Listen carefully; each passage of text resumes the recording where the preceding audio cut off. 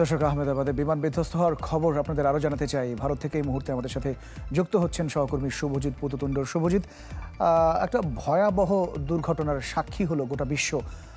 অলৌকিকভাবে একজন বেঁচে গিয়েছেন, তার পরিচয়টা জানতে পেরেছেন কিনা, পাশাপাশি যারা নিহত হয়েছেন এবং যদ্দূর জানি যে 169 জন সম্ভবত ভারতীয় নাগরিক এবং বাকি বিভিন্ন দেশের নাগরিক রয়েছেন, তাদের মৃতদেহগুলো কিভাবে পৌঁছানো হবে? দেখুন, প্রাইমারিভাবে যার নাম জানা গেছে 11A সিটের যাত্রী বিশ্বাস কুমার রমেশ, তিনি প্রাণে বেঁচে গিয়েছেন এবং ছবিতে যেটা দেখা যাচ্ছে তিনি কিন্তু হেঁটেই, নিজে পায়ে হেঁটেই তিনি অ্যাম্বুলেন্সে উঠেছেন এবং তিনি এই মুহূর্তে যে সিভিল হাসপাতাল আহমেদাবাদের সেখানে তিনি চিকিৎসারত অবস্থায় রয়েছেন। অন্যদিকে যেটা ডিজিসি এর তরফ থেকে একটা বিবৃতি এসেছে, ডিজিসিএ বলছে কোনোভাবে এই বিমানটি পাখির সাথে একদম টেক অফের সময় যেটা পাখির সাথে বা পাখির ঝাঁকের সাথে ধাক্কা খায় এবং তার ফলে তার দুটো ইঞ্জিন বিকল হয়ে যায়। ফলে যে সময় বিমানের ইনিশিয়াল পাওয়ারের দরকার ছিল, অর্থাৎ গ্লাইড করার মতো পরিস্থিতি যখন তৈরি হয়নি, সেই সময় পাওয়ার না পেয়ে বিমানের কিন্তু বিধ্বস্ত হওয়ার ঘটনা ঘটেছে। এই ক্ষেত্রে যান্ত্রিক ত্রুটির বিষয়টি কিন্তু একেবারে তারা উড়িয়ে দিচ্ছে না। তারা বলছে প্রাইমারি যে ধারণা সেটা কিন্তু ইঞ্জিনের বিমানের যে দুটি ইঞ্জিন এবং সেই ইঞ্জিন দুটি কিন্তু বিকল হওয়ার যে খবর সেটা কিন্তু তারা ধারণা করছে। এবং এক্ষেত্রে কিন্তু ডিজিসিএ যে বলছে তারা একবারে ফ্লাইটের ডেটা রেকর্ডার এবং বা ব্ল্যাক বক্স সেটা রিকভারি হওয়ার তারা কিন্তু অপেক্ষা করছে এবং সেই পাওয়ার পরে কিন্তু তারা মূলত কারণ সেটা বলতে পারবে। আপাতত যাদের একটা জিনিস বলা হচ্ছিল যে হয়তো প্লেনের সমস্ত আরোহী নিহত, সেখানে একজনের এখনো পর্যন্ত খোঁজ পাওয়া গেলেও বাকিরা সবাই নিহত এমনটাই ধারণা করা হচ্ছে এবং তাদের যে দেহাবশেষ সেটা কিন্তু খোঁজার কাজ চলছে। গোটা এলাকা সিল করে কিন্তু দেহাবশেষ চিহ্নিতকরণের কাজ চলছে এবং তার যে ডিএনএ স্যাম্পেল জোগাড় করার কাজ বা সেগুলো রক্ষণাবেক্ষণের কাজ সেটা কিন্তু শুরু করে দিয়েছে।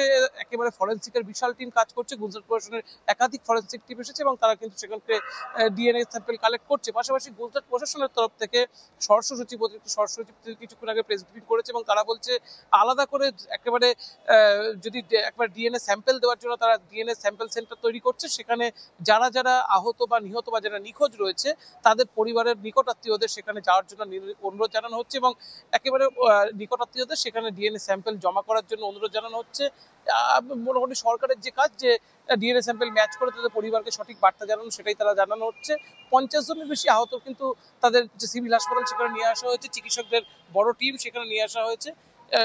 প্রধানমন্ত্রী, স্বরাষ্ট্রমন্ত্রী তারা কিছুক্ষণের মধ্যেই এলাকায় পৌঁছে যাবেন, সেখানে তারা পরিদর্শন করবেন।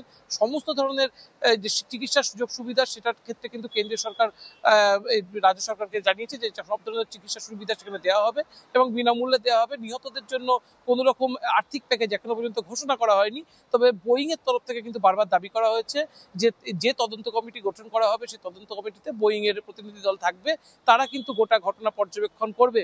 কারণ বোয়িং এর বিরুদ্ধে বারবার অভিযোগ উঠেছে তাদের বিমানগুলি দুর্ঘটনাগ্রস্ত হচ্ছে। সাম্প্রতিক সময় একাধিকবার বোয়িং এর 737 ম্যাক্স বিমানগুলো দুর্ঘটনাগ্রস্ত ঘটেছে এবং যে বিমানটি দুর্ঘটনাগ্রস্ত ঘটেছে সাধারণত এই বিমানগুলোর কিন্তু 30 বছর লাইফ সাইকেল থাকে। সেক্ষেত্রে যে বিমানটি দুর্ঘটনাগ্রস্ত হয়েছে তার বয়স মাত্র 11 বছর 6 মাস। সেক্ষেত্রে এই বিমানগুলোর ক্ষেত্রে অনেকেই বলে যে 30 বছর প্রায় 44,000 বার উড্ডয়নের ক্ষমতা রাখে এই বিমান কিন্তু সেই ক্ষেত্রে বলা হচ্ছে অনেক কম উড়েছে এবং বিমানটির মেয়াদকালের থেকে অনেক কম বয়স ছিল। ফলে স্বাভাবিকভাবে যেটা ধারণা করা হচ্ছে যে শুধুমাত্র টেকনিক্যাল এরর নয়, ডিজিসিএ যেটা বলছে হয়তো পাখির ঝাঁকের ধাক্কা এই বিমানের সাথে লাগতে পারে এবং যে সময় ইঞ্জিনে ইনিশিয়াল পাওয়ার দরকার ছিল সেই সময় পাওয়ার লুজ করার ফলে কিন্তু এই দুর্ঘটনা এখনো পর্যন্ত ধারণা করা হচ্ছে। শুভজিৎ, আরেকটি বিষয় একটু জানতে চাই যে যেই মেডিকেল হোস্টেলটাতে আঘাত হানা হয়েছিল সেই হোস্টেলের কি খবর, এবং যতদূর জেনেছি যে সেখানে 5 জন ইতোমধ্যে মারা গিয়েছেন, এছাড়া যারা হতাহত রয়েছেন তাদের কি অবস্থা? দেখুন, আহমেদাবাদ প্রশাসন বা গুজরাট সরকার কোনো জায়গা থেকেই কিন্তু সঠিক কোনো হতাহত নিহতের খবর কিন্তু জানানো হচ্ছে না। যেটা মেডিকেল বোর্ডের থেকে জানানো হয়েছিল যে এই সময় যে সময় দুর্ঘটনার ঘটনা ঘটেছে সেই সময় লাঞ্চ সেশন চলছিল এবং লাঞ্চ সেশনের সময় প্রায় 50 জনের কাছাকাছি চিকিৎসক সেখানে উপস্থিত ছিলেন। তার মধ্যে 5 জনের মৃত্যুর খবর তারা নিশ্চিত করতে পেরেছে, বাকিদের খবর তারা এখনো নিশ্চিত করতে পারেনি। আহমেদাবাদ প্রশাসন বলছে এখান থেকে 50 জনের বেশি কিন্তু তারা রিকভারি করে তারা নিয়ে গিয়েছেন এবং তারা হাসপাতালে ভর্তি করেছেন, তবে ঠিক হতাহত ঠিক কতজন সেটা তারা নিশ্চিত করে বলতে পারছে না। এবং শুধু যদি আপনি দেখেন শুধু ডাক্তার হোস্টেল নয়, ডক্টর হোস্টেলের পাশেও একাধিক বেসরকারি বাড়ি এবং যারা পথচারী তারাও কিন্তু একাধিকভাবে আহত হয়েছে এবং তাদের নিহত হওয়ার খবর সামনে আসছে। কারণ বিমানটি প্রায় 10 ঘন্টার জ্বালানি নিয়ে কিন্তু টেক অফ করেছিল এবং ব্যাপক ব্যাপক জ্বালানি, যে জ্বালানি আপনি যদি ছবিগুলো দেখেন আশেপাশের যে বিল্ডিংগুলো, সেই বিল্ডিংগুলো কিন্তু পুরো অঙ্গার হয়ে গিয়েছে। ফলে এই বিল্ডিংগুলোর মধ্যে মানুষ থাকলে তার বেঁচে ফেরার সম্ভাবনা অনেকটাই কম। এবং যে ছবিগুলো, যে মৃতদেহের ছবিগুলো সামনে আসছে, সেই মৃতদেহ কিন্তু পর্যাপ্ত পরিমাণ অঙ্গার হয়ে গেছে। চিকিৎসকদের কিন্তু অনেকেই বলছে এই ধরনের মৃতদেহ থেকে ডিএনএ স্যাম্পেল কালেক্ট করাও কিন্তু অনেকটাই দুরূহ ব্যাপার। ফলে সব মিলিয়ে চিকিৎসকদের কাছে, যারা উদ্ধারকারী দল, প্রত্যেকের কাছে একটা চ্যালেঞ্জ যে যারা নিহত হয়েছে তাদের প্রকৃত পরিচয় খুঁজে বের করা একটা চ্যালেঞ্জ হয়ে দাঁড়াচ্ছে। কারণ জামা কাপড় বা এই ধরনের শনাক্ত করার মতো কোনো পরিস্থিতি তৈরি হয়নি। এবং যে বিল্ডিংগুলোর মধ্যে, যেখানে বলা হচ্ছে উদ্ধারকারী দল যারা বলছে যে এখনো পর্যন্ত 70% তারা উদ্ধার কার্য সম্পন্ন করেছে, কিছু কিছু ক্ষেত্রে বলছে তারা 80%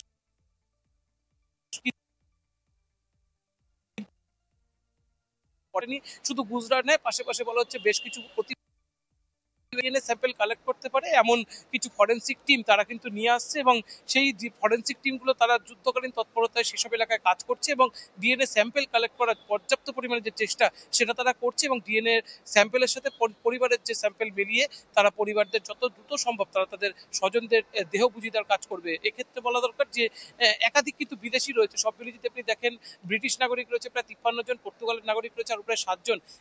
তারা ব্রিটিশ দূতাবাস বা পর্তুগাল দূতাবাস, দুই দূতাবাসের তরফ থেকে কিন্তু বলা হয়েছে ভারত সরকারের সাথে তারা যোগাযোগ রক্ষা করে চলছে। এবং হয়তো ব্রিটেনেই তারা যে হেল্পলাইন নম্বর তৈরি করেছে, তারা তাদের পরিবার যারা যোগাযোগ করছে সেক্ষেত্রে ব্রিটেনে এবং পর্তুগালে, সেক্ষেত্রে সেখানে তাদের আত্মীয় স্বজনরা যারা যদি ভারতে আসতে পারে, ভারতে তারা ডিএনএ স্যাম্পেল জমা দেবে। যারা আসতে পারবে না সেক্ষেত্রে তারা নিজ দেশেই তাদের ডিএনএ স্যাম্পেল জমা দিতে পারে।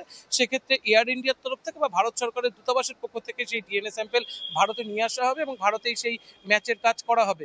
এবং তারপরে তো যে জবাব সেটা ভারত সরকারের পক্ষ থেকে অবশ্যই তাদের জানানো হবে। সব মিলে একটা জিনিস নিশ্চিত, যারা বিমানে ছিলেন প্রায় প্রত্যেক যাত্রী, একজন বাদ দিয়ে প্রত্যেকেই নিহত। এবং চিকিৎসক, হোস্টেল বা বেসামরিক নাগরিক কারা কারা মারা গিয়েছেন বা তাদের নিহতের কি প্রকৃত তথ্য, সেটা হয়তো সরকার আরো হয়তো কিছুক্ষণের মধ্যে কিছু তথ্য হয়তো জানাতে পারবে। তবে সরকারের কাছেও যে পর্যাপ্ত তথ্য রয়েছে বিষয়টা এমন নয়। তারাও চেষ্টা করছে ফরেনসিক টিমের সাথে বা উদ্ধারকারী তৎপরতা যারা দল রয়েছে তাদের সাথে সামঞ্জস্য রক্ষা করার মাধ্যমে প্রকৃত কিছুটা হলেও তথ্য জনগণের মাধ্যমে জানানোর। শুভজিৎ, আরেকটা বিষয় হচ্ছে যে যে দুর্ঘটনা ঘটলো তো বাংলাদেশ সময় 1:39, এখন বাজে 8:39, অর্থাৎ প্রায় 7 ঘন্টা হলো। উদ্ধার তৎপরতা এখন পর্যন্ত আপনি বলছিলেন 70% হয়েছে, আর কতক্ষণ নাগাদ চলতে পারে এরকম কিছু কি বলেছেন? দেখুন, মূলত অগ্নিকাণ্ডের যে ঘটনা সেটা কিন্তু যেহেতু একেবারে দাহ্য বস্তু পেট্রোল, সেটা কিন্তু খুব দ্রুতই কিন্তু নিভিয়ে ফেলা সম্ভব হয়েছে। মূলত ফোম স্প্রে করা হয়েছিল। কিন্তু যদি আপনি দীর্ঘমেয়াদকালীন দেখেন যে অগ্নিকাণ্ডের পরবর্তী পর্যায়ে অর্থাৎ র্যাকেজগুলো যেভাবে ডিস্ট্রয় হচ্ছে, সেই র্যাকেজের কিন্তু সম্পূর্ণভাবে কিছু কিছু এলাকায় ছড়িয়ে পড়েছে। অর্থাৎ শুধুমাত্র যে নির্দিষ্ট একটি এলাকার মধ্যে ছড়িয়ে নেই, সেটা বিভিন্ন এলাকায় ছড়িয়ে রয়েছে। সেই সব এলাকা সংরক্ষণ করা, পাশাপাশি বিভিন্ন ক্ষেত্রে দেখা গেছে মানুষের দেহাংশ সেটা বিভিন্ন এলাকায় ছড়িয়ে গেছে, সেই দেহাংশগুলো চিহ্নিত করা, সেগুলো আটকানো। কারণ সংবাদ মাধ্যমের একটা ভিড় রয়েছে এবং উদ্ধারকারী দল শুধু তো রাজ্য সরকারের নয়, কেন্দ্রীয় সরকার রয়েছে বা সিভিল ডিফেন্স রয়েছে, ব্যাপক উদ্ধারকারী দলেরও একাধিক পর্যায়ে একাধিক ভাগ রয়েছে। সবাই যখন এক এলাকায় তৎপরতা শুরু করে, বিভিন্ন এই ধ্বংসস্তূপের মধ্যে যায়, সেখানে কিন্তু এই ডিএনএ স্যাম্পেল নষ্ট হওয়ার একটা সম্ভাবনা থাকে। ফলে প্রাথমিকভাবে এই অগ্নিকাণ্ডের যে ঘটনা সেটা নেভানোর পরেই কিন্তু মূলত এলাকাগুলো ডিমার্কেশন চলেছে এবং এলাকাগুলো যতটা সম্ভব ভাগ করে দেওয়া, এলাকাগুলো ঘিরে ফেলার কাজ সেটা কিন্তু চলছে। এখন মূলত ফরেনসিকের প্রায় সব মিলে বলা হচ্ছে প্রায় 42 থেকে 43টা টিম তৈরি করা হয়েছে। এই 43টা ফরেনসিক টিম তারা ভাগ হয়ে এই বিভিন্ন জায়গাগুলো গিয়ে তারা কিন্তু ফরেনসিকের যে ডেটা সেটা নেওয়ার কাজ চালাচ্ছে। রাত হয়েছে, সেক্ষেত্রে একটা সমস্যা রয়েছে, কারণ বিদ্যুৎবিহীন এলাকা, যে বিল্ডিংগুলো রয়েছে সেই বিল্ডিংগুলো বিদ্যুৎবিহীন অবস্থায় রয়েছে।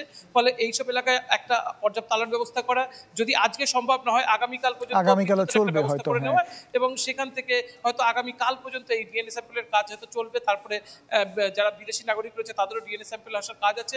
ফলে সময়টা কিন্তু দীর্ঘ সময় ধরে উদ্ধার কাজ চলতে পারে বলে এখন মনে করা হচ্ছে। অনেক ধন্যবাদ শুভজিৎ পুততুণ্ড, আমাদের সাথে আহমেদাবাদের বিমান বিধ্বস্ত হওয়ার সবশেষ খবর তিনি আমাদের জানাচ্ছিলেন।